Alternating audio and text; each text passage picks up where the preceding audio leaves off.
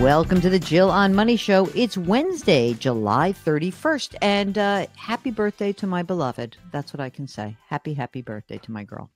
And happy almost August to all of you. If you've got a financial question, if you've got a big real life question, if something is going on and you need our assistance, we would love to help you out. All you need to do is go to our website, jillonmoney.com, click the contact us button, write us a note. And if you want to come on the air, check the box and we'll happily bring you along for the ride. This is a great question. I want to do an email episode, but I really want to talk about this because, we just this week have been talking to a lot of people about retirement, and many people are quite fortunate to have amassed a chunk of money. And so as they get older, they want to help their kids out. And so I'll ask all of our community, like how you feel about the ability for a parent to help their kids out versus having the kids doing it on their own. And I want to hear from you guys because I think this is it's something that, like, yes, I get it. It's like the lucky people who have enough money to help their kids. What's the right balance that we're trying to strike? And so this is an email from R, I'm not going to say the name, who wants to help his son and daughter-in-law purchase a house in an expensive city. So he's 69. His son and daughter-in-law are 30. They're getting married, or future daughter-in-law. They're going to get married shortly and loves them. He says that he and his wife have managed to accumulate a bunch of money, investments, inheritance. Anyway, they've got $3.4 million. Okay. He goes through, he gives me all the numbers, right? Okay. But here's the most important thing. So $3.4 million, bunch of money that they have amassed. The son is making a little over 100 grand, the future daughter-in-law 40. So they'll make 140 grand. That right now, he and his wife will have about 100 grand from pensions and Social Security. And he says they can easily live on that. His own house is paid off. So here's the question. The house that they want to buy will cost about $1 million. Should the parents take a chunk of money, maybe, I don't know, let's say gift a bunch, maybe hold paper on a bunch, meaning extend a loan? Should the parents help make that happen? I kind of feel like this is a no-brainer. If you can live on a certain amount of money and you want to help your kids get into a house and you are lucky enough to be able to do that, I say go for it. It is really hard to buy a house right now. I mean, if you look at these 30-year-olds, they're making 140 grand a year. It's a lot of money in a lot of markets, not in this market. This is a very expensive market where they live. And I think that as long as you're not putting your own life and your own plans at risk, then I don't see why you wouldn't do this. Now, you can certainly do gifting. And so obviously you can start gifting to the kids, or you can just say, here is the gift of, the whole down payment. And you can maybe create a loan document between the two of you. You could maybe even forgive the loan a little bit over the time. But he does say that he's going to get it all written up by an attorney. Interest from the loan would increase their income. But you know what? I have no problem with this. I think it's a great idea. And I think it's really nice when you can actually do these things and not have any downside to your own financial life. This is from Manish, who says, thank you for putting out the podcast. I love listening to it every morning. And after hearing all the advice, I'm wondering what advice you would give to me. I am 42. My wife is 41. I have a 7-year-old and a 6-year-old.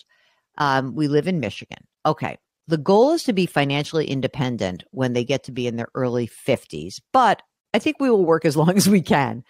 So in other words, 10 years, we need to get them at least the freedom feeling, right? And then they think that they want to move from the Midwest to the East Coast, which probably would be more expensive is my guess. So let's see what they got. Wife makes 86 grand a year. Husband makes 140 grand a year. Okay. They have a good chunk of money because he's got some money in, like, between the 401ks is about 300,000 in pre-tax. Then in Roth, it's about 60,000. Brokerage, it's about 50,000. Then they have a $200,000 CD. My God. So cash of 240, 50, 250. They've got some money that's put aside for the kids in an account. They've got a $670,000 house with a $520,000 mortgage. The interest rate is 4.85%. $8,000 a month is their monthly expense. Mark, I don't feel like they're going to be financially independent in the early 50s. What do you think? You're financially independent? No. Are they on the right track? Yes. Yeah, right track. 50s is not your number. Early 60s is your number. And maybe that was a typo. There's no way this is early 50s. Especially if they're moving to the East Coast where the cost of living is only going to go up. But I want you to give us a holler. I'll walk you through why not, but you're on the right track. Okay. Wendy says, subject, retirement planning. Okay, here's the message. It seems all the financial planning shows are about buying annuities. You know what? They're not financial planning shows. Those are salesmen who bought time on the radio and podcasts. Okay. And Wendy's like, I always thought these weren't a good idea. Are there firms that can do good financial planning that also can advise about taxes, where to withdraw funds? I, like many people, don't have an accountant. I do my own taxes. Good for you, Wendy. Wendy, you know what? This is the thing. There are plenty of places where you can get financial planning, okay? What you should be looking at is this person a fiduciary? Do they have to put your best interest first? And if you really don't want anyone who's selling product, what you have to do is check out the NAPFA website, the National Association of Personal Financial Advisors, NAPFA, NAPFA.org. Here's why. The NAPFA advisor is somebody who is what they call fee only. That means doesn't mean that they can't charge you an asset under management fee, but they are fee only. They do not actually sell product. That's it. And when you look about what NAPFA really does, they do financial planning. That's really what they're about. So I encourage you to check that out. I think that would be a very good antidote to your why is everyone just selling product? Give us a holler if you have more questions. Okay. Now, oh boy, this is a long one. Here's Jackie, not my Jackie, a different Jackie. Subject, do I need my financial advisor? Hi, Jill and Mark. I'm new to your show this year. All right, Jackie. And so here's the question. Can you help me decide if my financial advisor is a good investment or not necessary? I hired the firm to help consolidate our retirement accounts to a more cost-effective company, which is now at Schwab, and to help me loosen up about our finances. Okay, they have been awesome and charged $150 a month while I have been in medical training. Now I've graduated, the fee is going up to $500 a month. Our entire retirement portfolio is $190,000. Okay, so we're going to get charged $6,000 based on your 100. It's a very funny thing to charge it by the month, but okay. So it does sound expensive to me, Mark. That sounds like a pretty hefty charge, 3%. What do you think? Okay, I'm active duty military. I have a wife, no kids, hopefully soon. Fingers crossed. Okay, Jackie's 31, wife's 42. They make about 178, about 190 grand a year.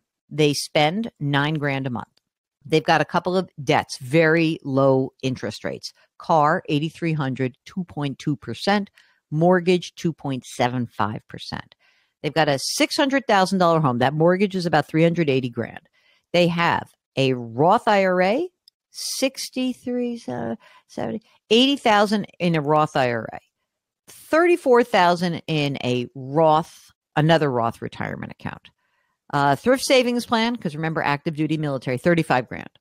Individual 401k, Roth 401k, bunch of stuff. Okay. They are maxing out their Roth IRAs.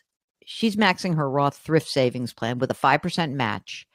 And amazing, and putting about $1,200 a month into an individual retirement account. Okay. Here's the asset allocation. U.S. total market, 13%. U.S. small cap, 13%. You're finally making money, as in the last few weeks.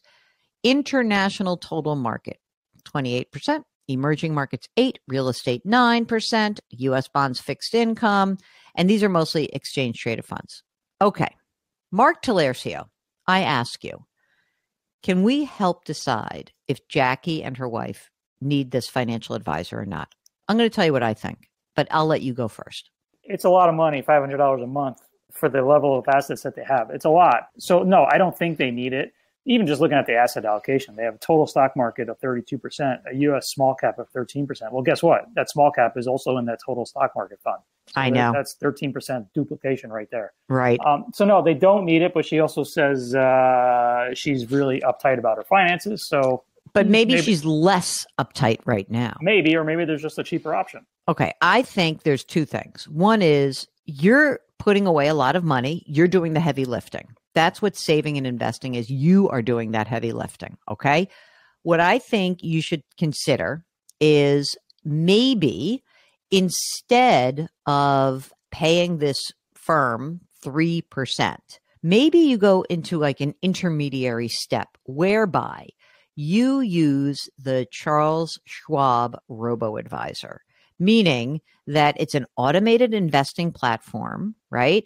And you can use this. You'll be able to use exchange traded funds. You'll put in what your goals are, and you'll have a short questionnaire, and it'll be like your goals, your risk tolerance, when you need the money and all that.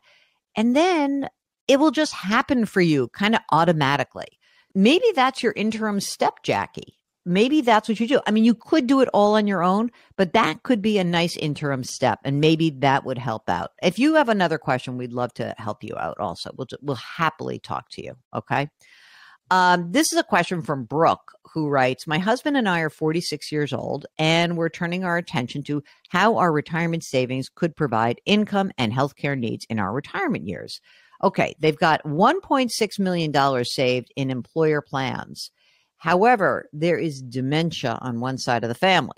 But after my experience with the limitations of long-term care insurance with my mom, our financial advisor has suggested for both tax reasons as well as flexibility, we should consider a whole life policy that allows us to take loans against the death benefit to earn income.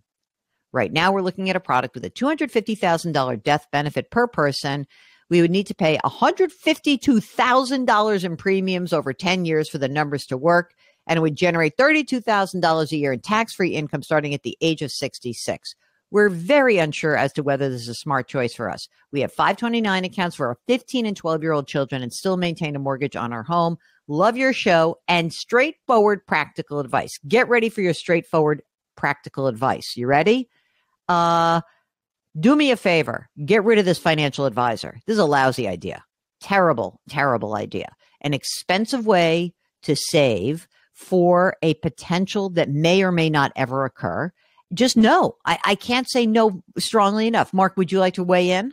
I lean with you. I don't want to dismiss the medical issues if they certainly exist and there's history of this in their family. Yeah, but big deal. Like my grandfather has Alzheimer's. It doesn't mean that there's going to be, you know what I mean? Like that doesn't mean that someone should sell me a product. If you're going to do this, I would love to hear more from you. And I want to know exactly how you pay this financial advisor and what will this financial advisor receive in commission if you do this? That's another question. But why don't you all right, I'll now say you're right. I should be nicer about this, but I don't think that this is likely to be the most efficient way for you to address this fear. That's what I want to say. Hey, everyone, you should go to our website, to JillOnMoney.com. And what you should do is you should read the post that I put up there that actually is inspired by all of you, which is called, Should You Fire Your Advisor? I remember once in the maybe 1995, 1996, my old firm put up a billboard on a major highway in town. And all we put on the headline was, is your broker making more than you? We got so much response to that. It's not a terrible question to ask yourselves that, do I actually need this person or not? So I really encourage everyone to check that out, and all the blog posts that we put up there that are often inspired by you guys. So that's all at JillOnMoney.com. And while you're there, if something is bubbling up for you, click that Contact Us button and write us a note. Let us know if you'd like to come on the air. Don't forget to sign up for the free weekly newsletter, which comes out every single Friday. Mark does a fantastic job with that. And you can check out our YouTube show called Jill on Money, powered by The Compound. You can subscribe to us on the Odyssey app or wherever you find your favorite podcasts. Please leave us a rating and review wherever you listen. We ask you to put your hands metaphorically on someone's back. Someone needs a little pat on the back, a little boost. You never know. Change your work, change your wealth, change your life. Thank you for listening. We'll talk to you tomorrow.